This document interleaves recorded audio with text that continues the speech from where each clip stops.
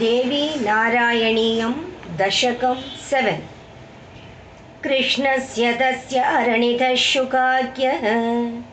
तव प्रसादादजनिष्ठपुत्रः हृष्टो मुनिर्मङ्गलकर्मचक्रे तत्रादितेया ववृषुः सुमानि केचिज्जगुः केचन वाद्यघोषं चक्रुश्च नाकेन ऋतुस्त्रियश्च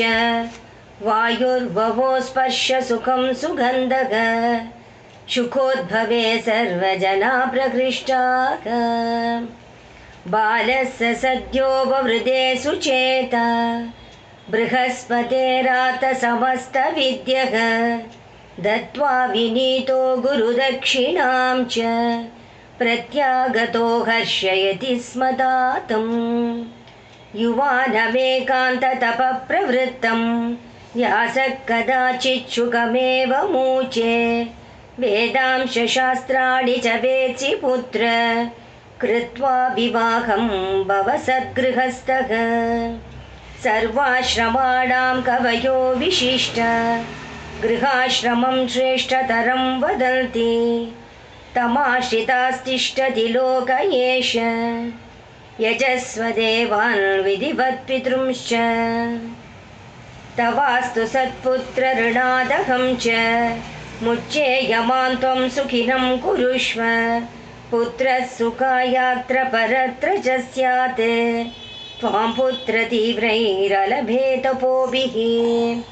किञ्च प्रमादीनि सदेन्द्रियाणि हरन्ति चित्तं प्रसभं नरस्य पश्यन् पिता मे जननीं तपस्वी पराशरोऽपि स्मरमोहितोऽभूत् य आश्रमात् आश्रममेति तत्तत् कर्माणि कुर्वन् स सुखी सदा स्यात् गृहाश्रमो नैव च बन्धहेतुः त्वया च धीमन् क्रियतां विवाहः एवं ब्रुवाणोऽपि शुकं विवाहादि असक्तम् आज्ञाय पितेव रागी पुराणकर्ता च जगद्गुरुः स मया निमग्नो अश्रुविलोचनोऽभूत् भोगेषु मे निःस्पृहतास्तु मातः प्रलोभितो मा करवाणि पापं मा बाधतां मां तव देवि माया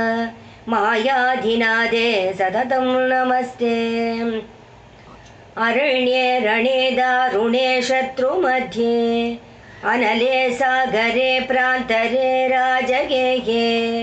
त्वमेका गतिर्देवि निस्तारनौका